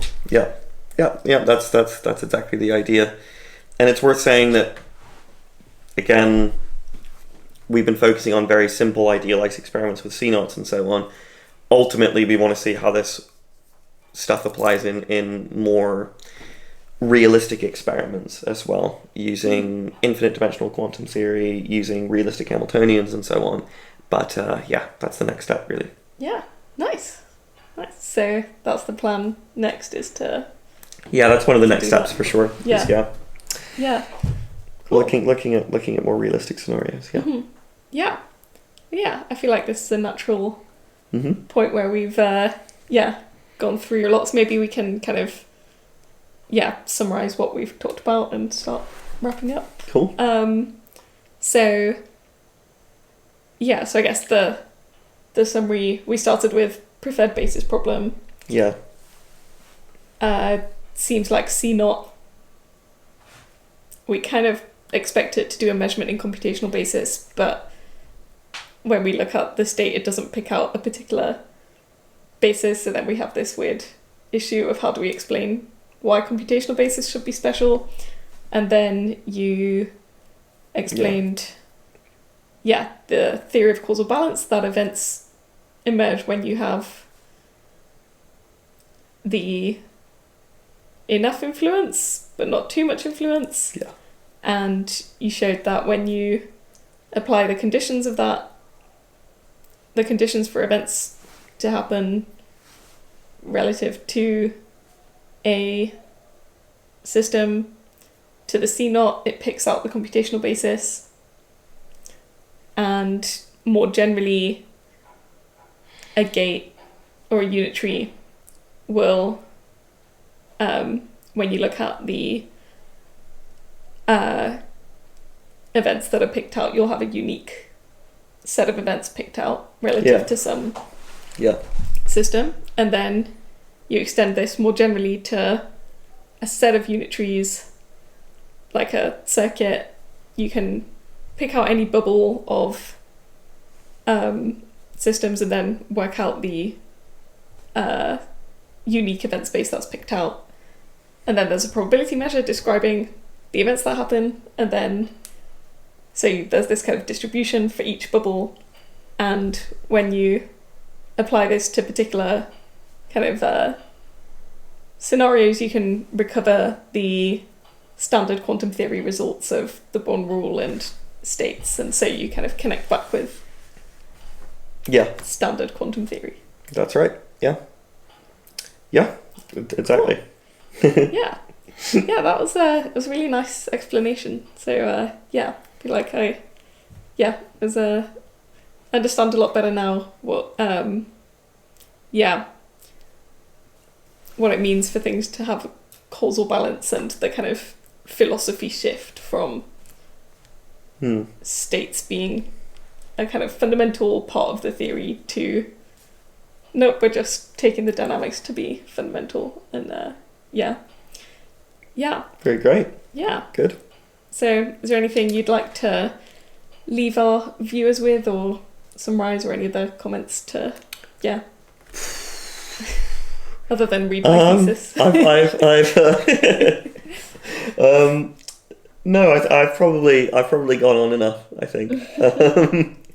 Can't think of anything else. So but thank you. It's been a lot of fun. Thank you very much for having me on.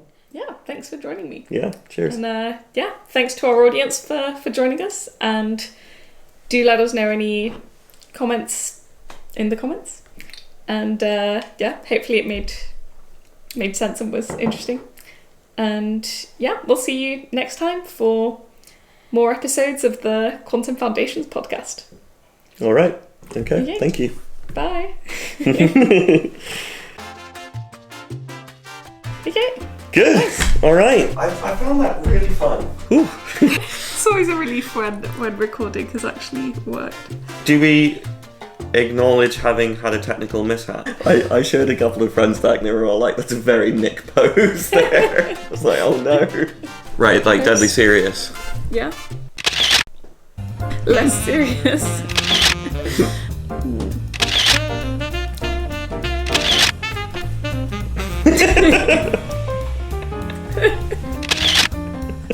What about like? Yeah. Okay, I think I'll find something. Very good. Find another Nick pose in that.